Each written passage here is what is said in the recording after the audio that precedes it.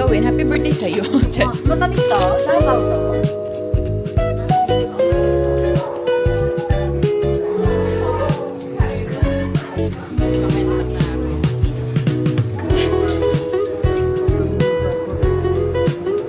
Cocoa milk tea. Mga ano-ano na lang.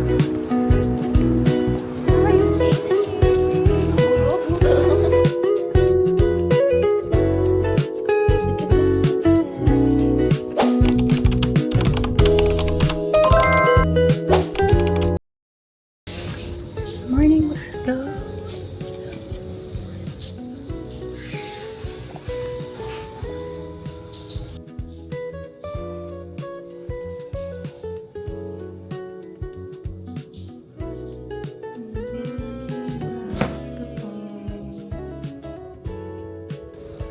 So, we're staying here at Hampton by Hilton in Glasgow. Say hi, love. Hi, Lovey. How are you? Say hi to the vlog. Mag-vlog ka? Say hi to the vlog. I vlog. So, it's 8:42 in the morning. Naliligo lang si Ate Cristel. And then we're heading down for breakfast. May complimentary breakfast naman kami here in the hotel. Tapos, first things first, pupunta kami ng Filipino store, which is, I think, 5 minutes walk from here. And then, mag-check out kami. And then, saka pala kami mag-start umikot. Pero, I don't think pupuntahan namin yung mga, like, tourist attractions. Kasi, compared to Edinburgh, sobrang magkakalayo yung mga places dito. Talagang parang kailangan mag-subway. Basta hindi siya walkable compared to Edinburgh kahapon na talagang kailangan, na kaya mong puntahan from one place to another through walk. So, yun. Kahapon sa Edinburgh, naka 23,000 steps kami. Or maybe less. Let's say 21,000. So, yeah, grabe yung pagod. And then, we arrived here in Hampton, mga 8:05. Dumating kami ng Glasgow via train from Edinburgh, mga 8:05 p.m. Tapos, nakapag-check-in kami kasi dumaan pa kami ng Popeyes para mag-dinner. Mag-take out ng dinner namin kagabi. And then, we had this rich mango pie takeouts from Jollibee Edinburgh. Thank you, Kuya Mars and Ate Kaysel. So, yun. For the takeaways.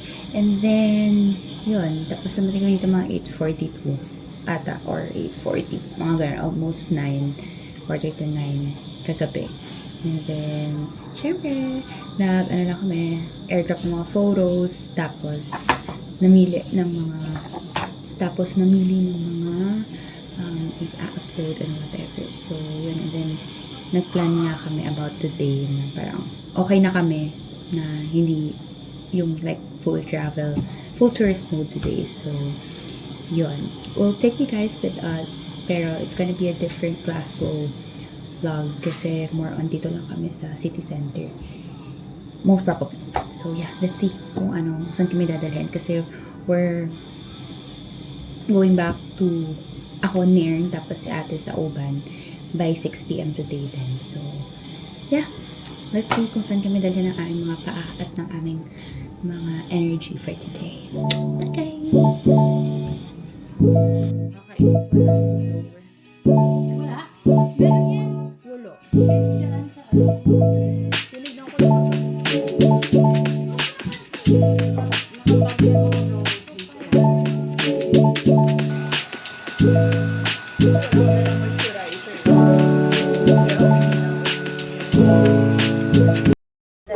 So, we're on our way to breakfast. Hahabol kami hanggang 10 yun.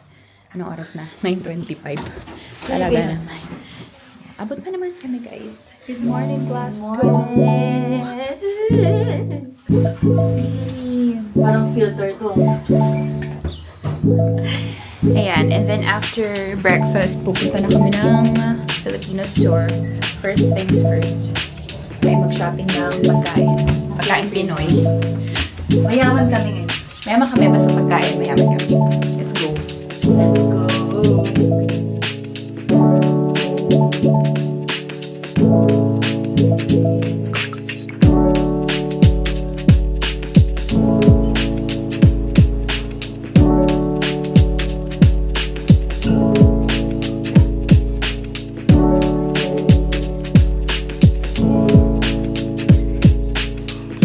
Sawa na sa sausage at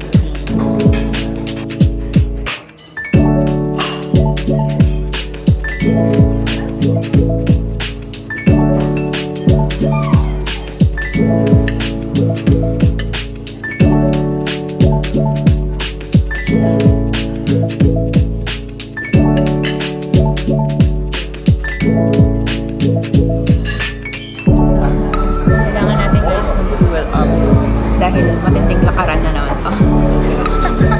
Let's eat Filipino time. Filipino style. Pandesal. So, lagyan natin ng ano nga tawag ito? Bacon bacon. The cheese is giving here. The cheese. It is crumbled.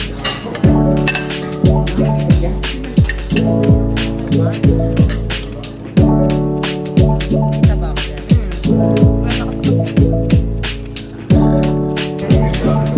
Let's eat, guys.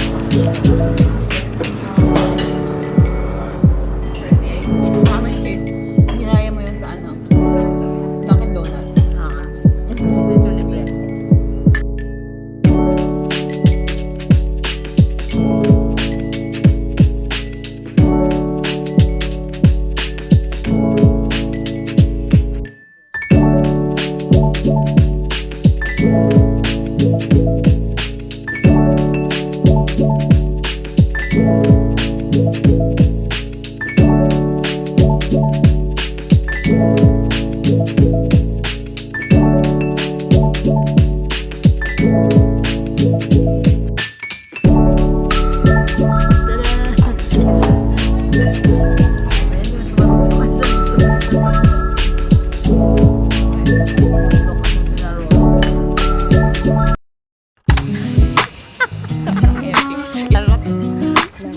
Doon na yung Filipino store, guys.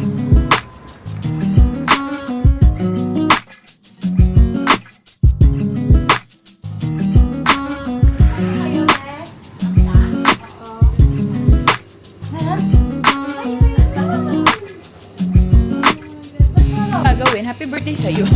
Matamis to? Sabaw to?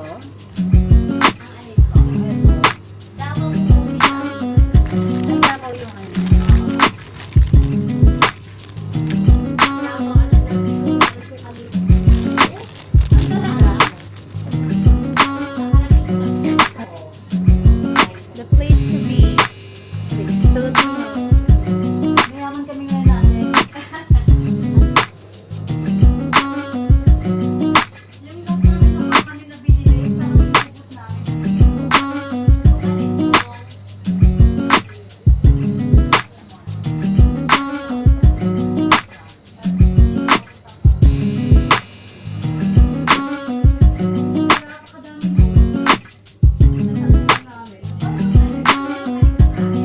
Wala talaga kasi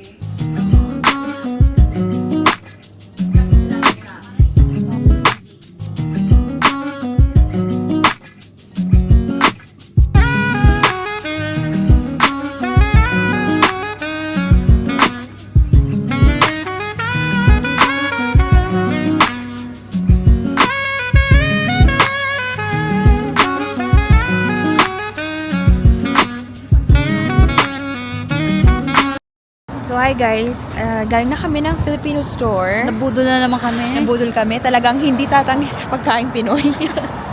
Pero sa ibang bagay, 1 pound hindi bibili. Grabe yung saging, yung saba, magkano yung bili ko? Oo. 7 pound, 4 na peraso.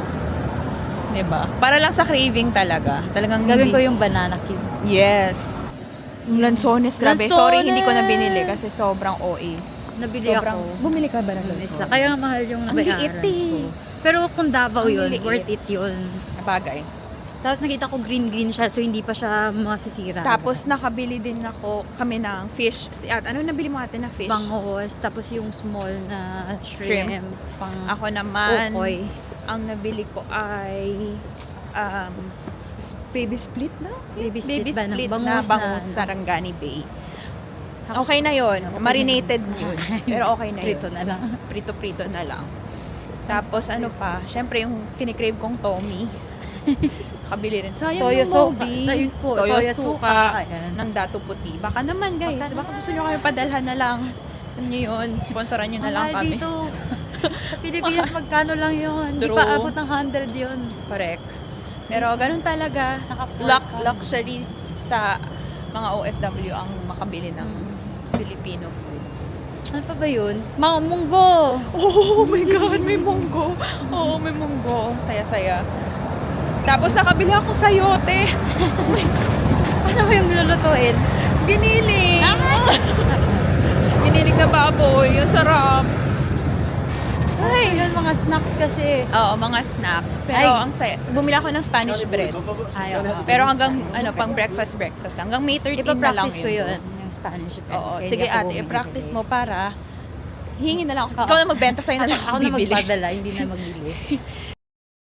Isang factor din nila na kasi pangit na mag-picture tayo pagdating natin, Madilim na rin kasi. Medyo cloudy nga ngayon eh. pati yung mga anak ko. Ito na. Oo nga. Ito na sila NARS. Andun na yung Really bad. Mac.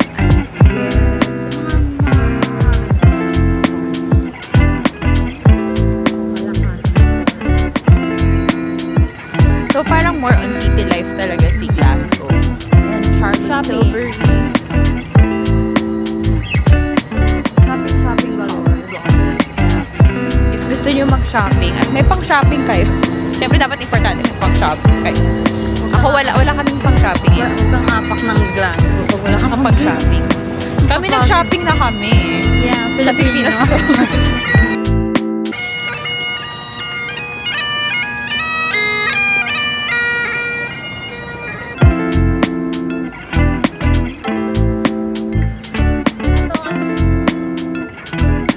Ano yan? Parang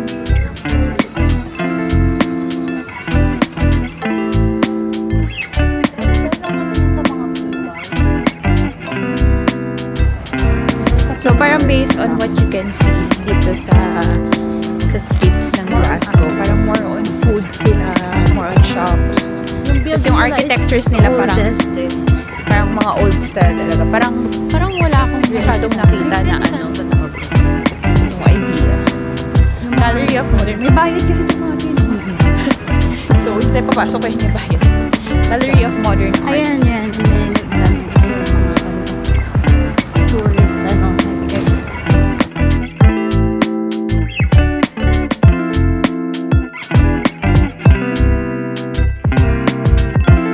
This is where we're staying. Hampton by Hilton in Bath Street. Madami kasing by Hilton na hotel dito.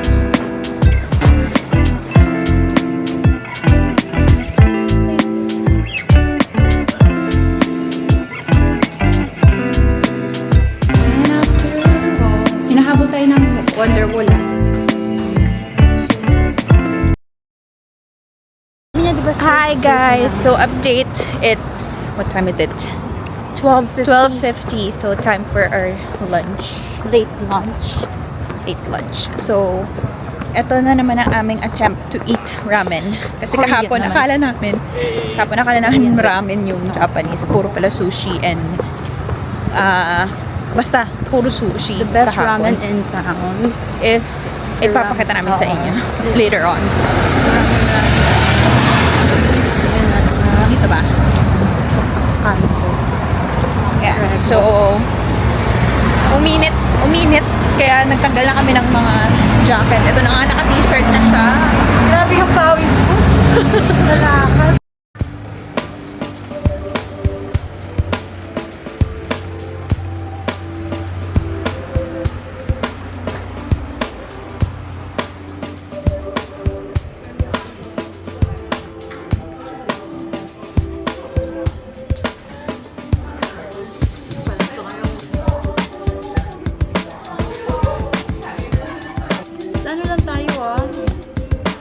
house, ano, Share sa ramen. oo, sobrang laki. Hindi ko kaya to.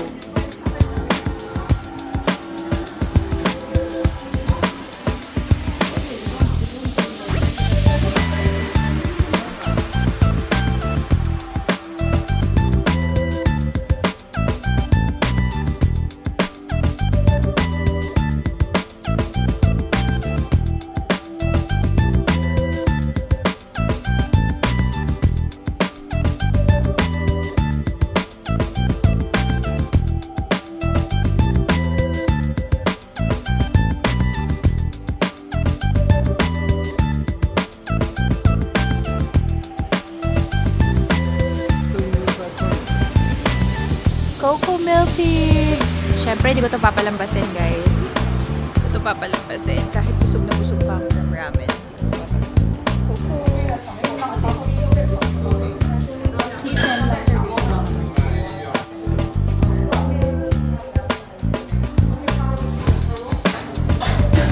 Guys, sobrang OA ng presyo. So, parang £5.90. Yung milk tea, £5.90. So, may natin 6 pounds siya times 70. So, it's 400 plus. OA. Sobrang OA. I miss Philippines. Charing.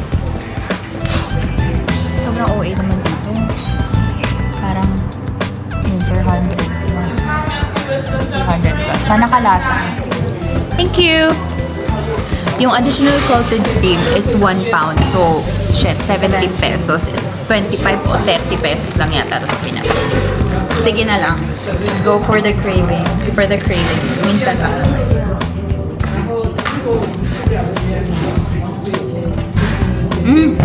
Shit, buti na lang kalasa, guys. Sarap. Sarap. Kalasa niya. Harap ng taro. Taro naman siya. Milk tea pa.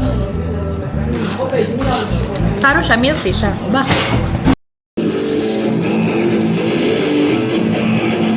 Video ka na. So, few hours left here in Glasgow. So, magbe-picture-picture na lang kami. Ikot-ikot na lang kami. Tapos, yun na. Babalik kami ng hotel. Dadaan muna kami yung Jollibee. Tapos daan kami ng hotel. Tapos kunin na natin yung mga binili naming food sa Filipino store. Okay, try. Let's try this one. So we're here in Kiko Milano. I don't know why. Let's try. No. I don't like this. Pero baka magbago kung nilagyan ko nito. Hirap talaga ako makanahan ng lipstick.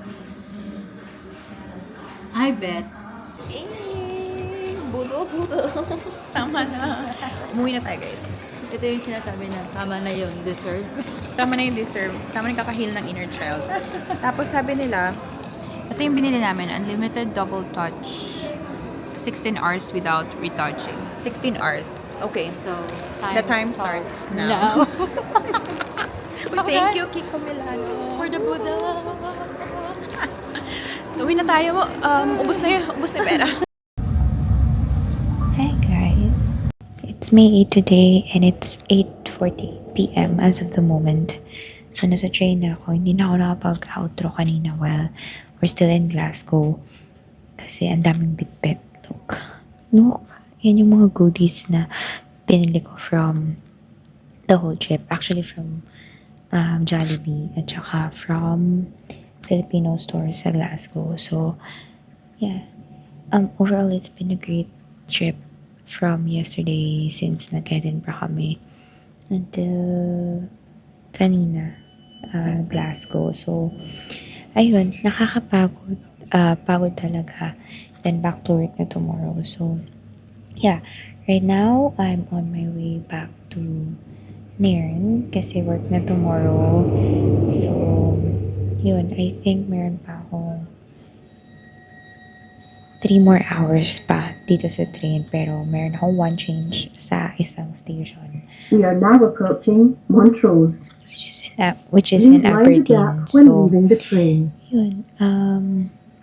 I think this is gonna be my outro na for the vlog kasi I don't think makahawak ako pa tong camera later. Pero, ayun. Thank you for watching and I'll see you guys again on my next vlog.